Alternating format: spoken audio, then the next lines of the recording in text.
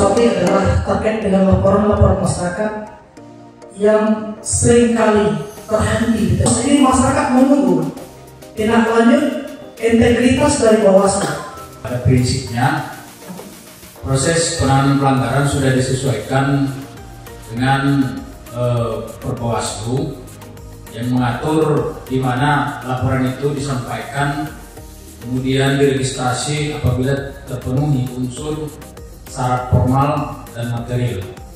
Nah, kemudian dilakukan klarifikasi bersama dengan Sentra Penegakan Hukum Terpadu atau Gakumdu yang mana di dalamnya ada kepolisian dan kejaksaan, karena memang ada tindak pidana pemilu berdasarkan Undang-Undang Pemilu ini mencabut laporannya. Tetapi kan di Perbawaslu itu ketika sudah registrasi,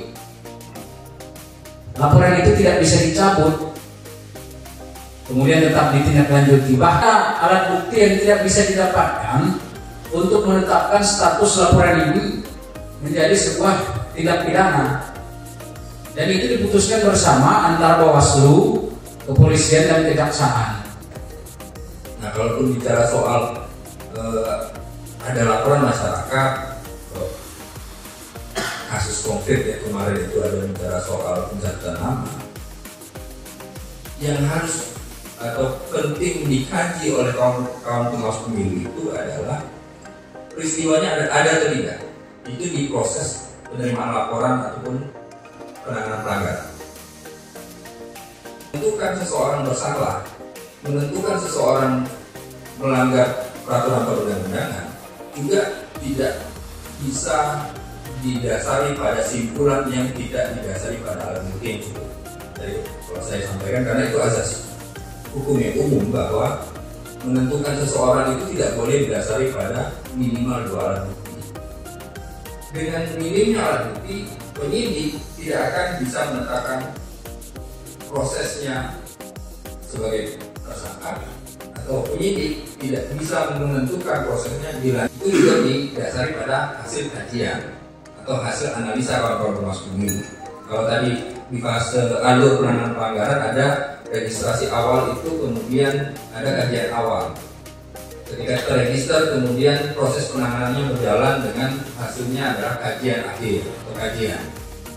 Nah, ini kemudian juga penting kemudian dilakukan oleh kawan-kawan pengawas pemilu. Kalau tadi disampaikan sudah melakukan klarifikasi, kemudian hasilnya dihentikan.